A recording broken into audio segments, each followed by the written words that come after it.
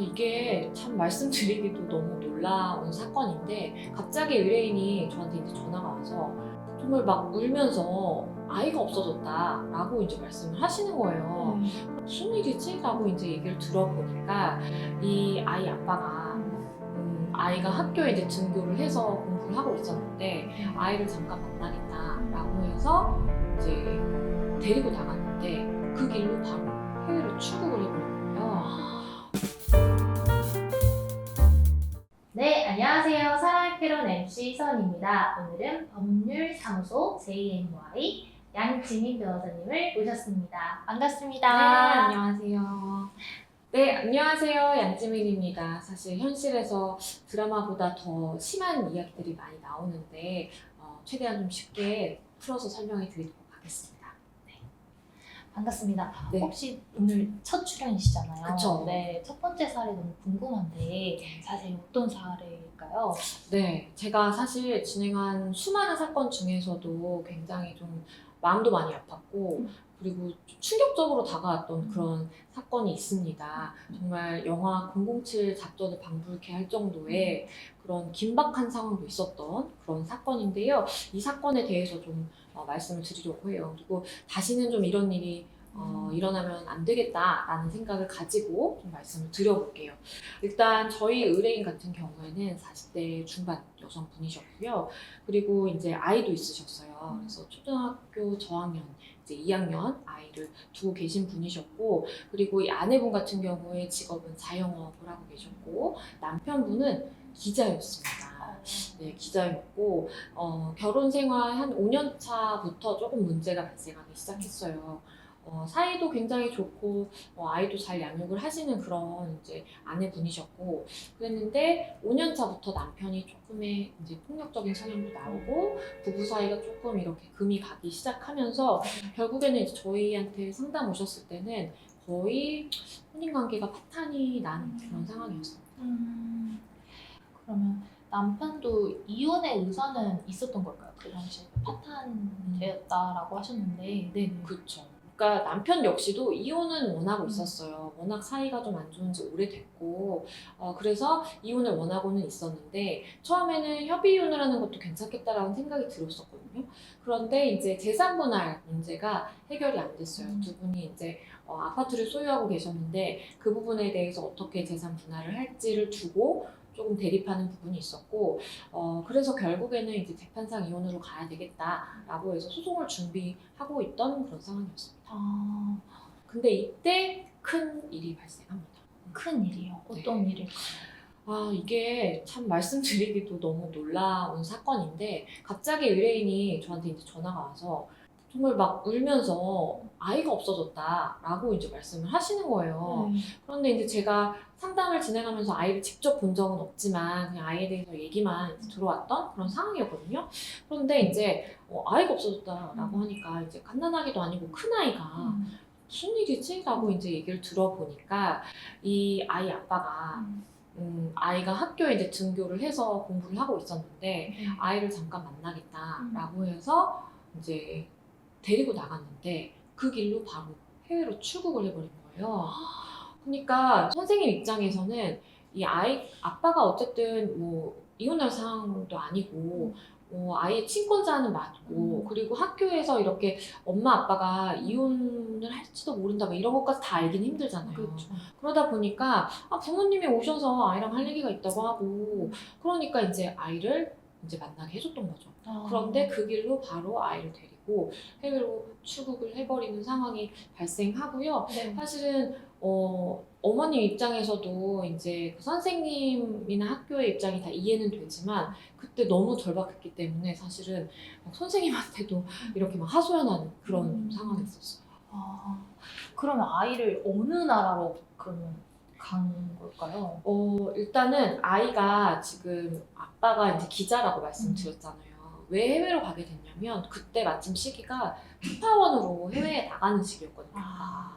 그래서 본인이 특파원으로 나가게 되는 나라인 이제 방콕으로 아이를 갑자기 이제 데리고 나가게 된 거고요. 아빠가 엄마에 대해서 굉장히 좀 폭력적인 성향을 보이는 것도 다 목격을 해왔고 아이를 돌본다라든지 가정에 충실한 그런 남편이 아니었기 때문에 아빠와 유대 관계가 전혀 없는 상황이었거든요.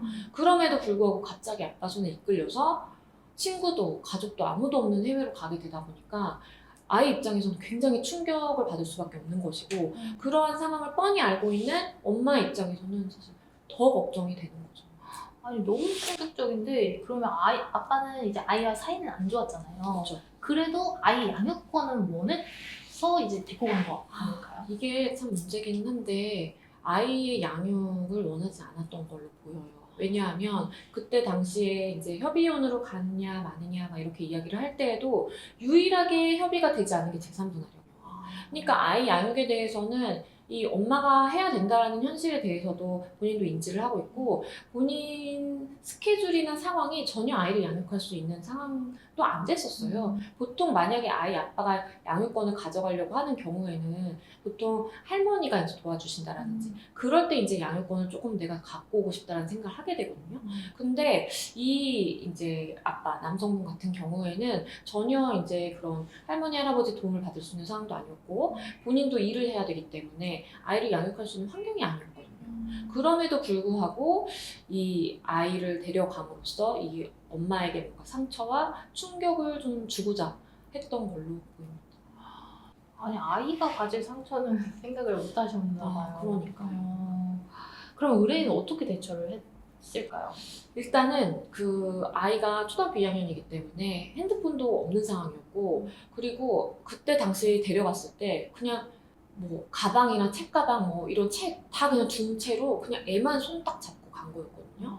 그러다 보니까 아이랑 연락할 수 있는 방법이 아무것도 없는 거예요. 그리고 아이 아빠에게 당연히 연락을 해봤지만 아이 아빠는 이제 고의적으로 연락을 피하는 거죠. 한 번 더 당해봐라 라는 거죠. 그래서 전화도 되지도 않고 아이랑 연락할 수 있는 방법은 없고 그러던 와중에 아이가 본인도 정말 이 위기 상황에서 살아야 되겠다라고 느꼈는지 인터넷에 접속을 해서 엄마에게 이메일을 보냅니다. 그래도 엄마 이메일 주소를 알고 있었던 게 다행이에요. 그리고 우리 의뢰인도 혹시나 근데 아이가 그렇게 연락을 취해오지 않을까라는 생각에 이메일을 또 확인을 하셨던 거예요. 그래서 아이가 나는 지금 아빠가 그때 당시에 엄마를 만나러 간다라고 해서 나는 오게 됐는데 지금 여기가 나는 어딘지도 정확하게 모르겠고 친구도 아무도 없고 아빠도 나한테 맨날 TV 보라고 TV만 틀어주고 집 밖에 나가서 안 들어온다. 아빠는 골프 치러 다녀. 이런 얘기를 하는 겁니다. 그러면서 너무 무섭다 이런 얘기를 하니까 엄마 입장에서 진짜 가슴이 정말 미어지잖아요. 그러다 보니까 이제 이 의뢰인 입장에서도 저희한테 이제 계속 어떠한 방도가 없는지 계속 물어오셨고 그리고 본인도 아 이거는 정말 이대로 놔둘 수 없겠다라는 생각을 좀 많이 하셨던 것 같아요. 그리고 이제 저희 의뢰인 같은 경우에는 아이를 당장 이제 데리고 오고 싶어 했어요.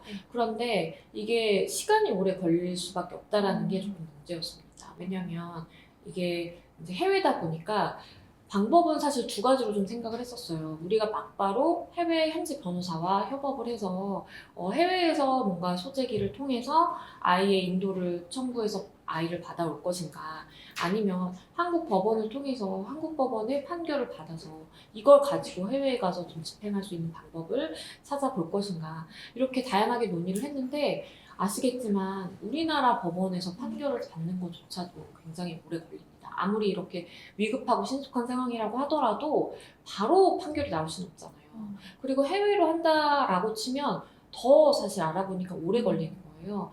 그렇기 때문에 정말 발을 동동 구를 수밖에 없는 그런 상황이었죠. 그러면 아이를 데려오려면 법적인 방법밖에 없는 걸까요? 친권자잖아요. 그렇죠. 그래서 사실은 이제 법적인 방법을 처음에는 생각을 했죠. 왜냐하면 그게 이제 올바른 사실 방법이라고 생각을 하기도 했고 그게 정석이니까. 그래서 이제 해외 소재기를 하느냐, 이제 우리나라에서 하느냐를 두고 계속 생각을 해봤고 했는데 어떤 방법으로 하든 시간이 너무 오래 걸리는 거예요. 그래서 결국에는 우리 의뢰인 같은 경우에는 이제 내가 직접 가서 아이를 좀 데려와야 되겠다라는 생각을 붙이셨고요. 그때 당시에도 많이 이제 폭행을 당하고 혼인 기간 동안 그런 일이 있었거든요. 있거든요. 네. 그래서 혼자 가시기에는 조금 무서우신 거예요. 그렇죠. 그러다 보니까 본인이 이제 남동생이 있었어요. 음. 아이에게는 이제 삼촌이 되는. 그래서 남동생과 함께 정말 007 작전은 방불케 하는 작전을 세웠습니다. 아이가 일단 태국어를 하지 못하는 상황이었어요. 네. 그래서 아이에게 이메일로 태국어로 여기가 어딘지 장소, 주소를 알려달라라고 해서 이메일을 보내게 되고요. 그걸 아이가 이제 현지 숙소에 이제 그 일하시는 분에게 들려주고 주소를 알아내게 됩니다. 그래서 이제 우리 의뢰인이 그 주소까지 정확한 주소를 알게 된 거고요. 그래서 남동생과 함께 아이를 만나러 태국으로 출국을 하게 됐고 가서 아이를 데려올 수 있었습니다. 너무 좋은 방법인데요? 그렇죠. 사실은 만약에 이게 국내였다면 그런 방법을 추천을 안 드렸을 것 같기도 해요. 그리고 우리 의뢰인 입장에서도 사실 많이 참으셨을 것 같아요. 근데 이게 해외라는 특수성 때문에 시간이 너무 오래 걸리다 보니까 이게 길게 시간이 이제 점점 갈수록 아이에 대해서 좀 아동학대라는 생각을 칠 수밖에 없는 거예요. 왜냐하면 얘는 방치되어 있고 연락할 사람도 없고 하루 종일 집안에 갇혀가지고 정말 감금되어 있는 상황이 된 거잖아요. 그렇죠.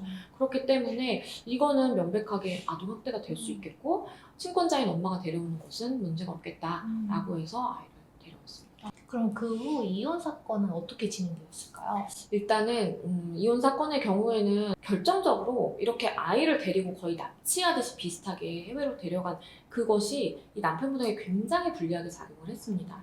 그래서 결국에는 혼인 파탄나게 된 주요한 원인도 남편에게 있다라고 판단이 됐고요. 그리고 재산 분할의 경우에는 사실은 이런 혼인 파탄의 책임 여부가 크게 이제 영향을 미치는 건 또 아니기 때문에 그 재산 형성의 기여도라든지 아니면 유지의 기여도에 따라서 좀 달라지는 것이기 때문에 재산 분할은 이제 적정하게 좀 책정이 됐다라고 생각할 정도로 나눠지게 됐고 그리고 아이의 양육권 당연히 이 어머님이 가져올 수 있었습니다. 약간 손해배상 이런 것도 못 받나요? 정신적 피해 정신적 위자료는 당연히 받았죠. 아. 왜냐하면 혼인관계 파탄의 책임이 남편에게 있다라고 판단이 됐고 그리고 거기에는 이제 이렇게 아이를 데려가게 된 행동도 사실 영향을 미쳤던 거예요. 그렇기 때문에 이러한 일련의 행동 등으로 인해서 이 어머니가 받았을, 이 아내분이 받았을 그러한 정신적 고통이 다 참작이 되어서 위자료도 충분하게 좀 받을 수 있었어요. 근데 이게 좀 이해가 안 되는 게 아무리 화가 나도 이렇게 아이를 데려가는 실질적 이유가 그냥 홧김에 이렇게 복수하려고 데려간 걸까요? 맞습니다. 그런 경우가 굉장히 많아요. 왜냐하면 이게 이 남편분 입장에서도 이 아내가 아이를 정말 극진히 아끼고 생각한다라는 걸 알고 있거든요. 그렇기 때문에 마치 약점 잡듯이 내가 이혼 소송에서 이게 잘 문제가 해결이 되지 않으면 마치 약점을 잡고 그걸로 협박하듯이 아이를 너 한번 고통 당해봐라. 너 그러면 재산 분할에서 협의를 원만하게 할래? 아니면 아이를 뺏길래? 라는 그런 고통을 한번 느끼게 해주고 싶어 하는 그런 경우가 굉장히 많아요. 그렇기 때문에 이런 사례에서도 제가 봤을 때 실질적으로 남편분은 아이를 양육할 수 있는 환경도 안 됐고 본인도 아이의 양육을 원치 않았음에도 불구하고 이렇게 아이를 데려간 것은 오로지 이 아이 엄마를 고통받게 하기 위해서 그리고 이혼 소송에서 보다 좀 유리한 고지를 정하기 위해서 그런 목적으로 데려간 거라고 생각합니다. 오늘은 양지민 변호사님과 함께 이혼 전 남편의 만행 사건을 알아보았습니다. 이런 일이 다시는 없어야 될 것 같아요. 유익하셨더라면 구독, 좋아요. 알림 설정 부탁드릴게요. 감사합니다.